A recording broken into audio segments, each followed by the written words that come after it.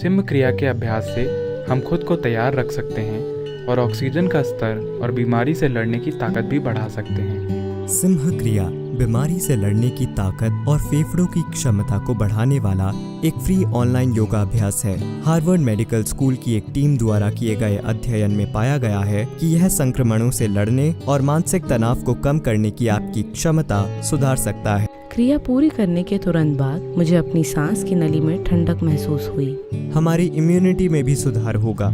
सबसे महत्वपूर्ण लाभ यह है कि मानसिक तनाव कम हो जाता है। सिंह क्रिया सद्गुरु द्वारा भेंट किया गया 3 मिनट का सांसों से जुड़ा योग अभ्यास है, जिसे विशेष रूप से कोरोना की स्थिति की वजह से डिजाइन किया गया है। अब सद्गुरु आपको अभ्यास के बारे में बताएंगे। कृपया वीडियो देखते समय अभ्यास करने की कोशिश न करें। पहले निर्देशों को पूरी तरह सुने और फिर यह अभ्यास खुद से करें। तो किया ये जा रहा है कि आपको पालथी लगाकर बैठना होगा। आप जिस भी तरह से बैठ सकें, आपका शरीर जिसकी भी अनुमति दे, और फिर दोनों बाहों का उपयोग करके इसे इस तरह से ऊपर उठाइए कि आपका पंजर डायफ्राम के हिस्से से ऊपर उठ जाता है।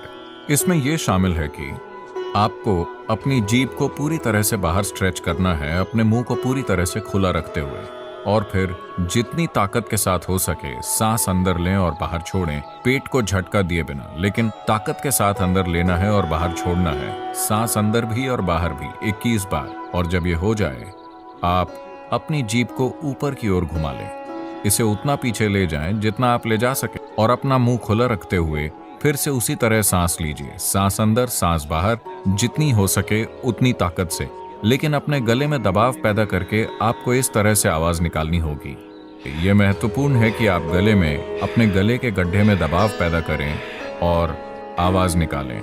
और सांस अंदर, सांस बाहर, पूरी तरह से सांस बाहर, पूरी तरह से सांस अंदर, जितना हो सके उतनी ताकत के साथ, लेकिन पेट को झटका दिए बिना 21 बार और जीभ को ऊपर घुमाकर। पूरी प्रक्रिया के दौरान आपने अपनी आंखें बंद रखी हैं। आप पूरी सांस लीजिए और सांस को रोककर बस यूं ही बैठिए 1 मिनट के लिए। अगर आपकी उम्र ज्यादा है या आपको सांस लेने में दिक्कत है तो कम से कम 30 सेकंड के लिए।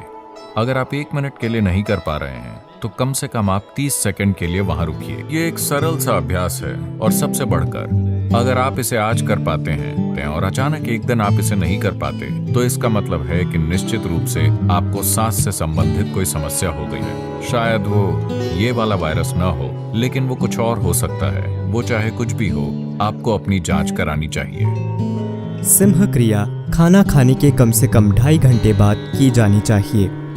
6 से 70 वर्ष के बीच की आयु का कोई भी व्यक्ति सिंह क्रिया कर सकता है। 6 साल से कम या 70 साल से अधिक उम्र के लोग और ब्रेन ट्यूमर या हैमरेज से परेशान लोग भी ये अभ्यास कर सकते हैं, लेकिन उन्हें केवल 12 बार सांस लेनी चाहिए, 21 बार नहीं। बाकी सभी को ठीक 21 बार सांस लेनी चाहिए। बीमारी से लड़ने की क्षमता बढ़ाने के लिए कई दूसरे अभ्यास ऑनलाइन सीखें।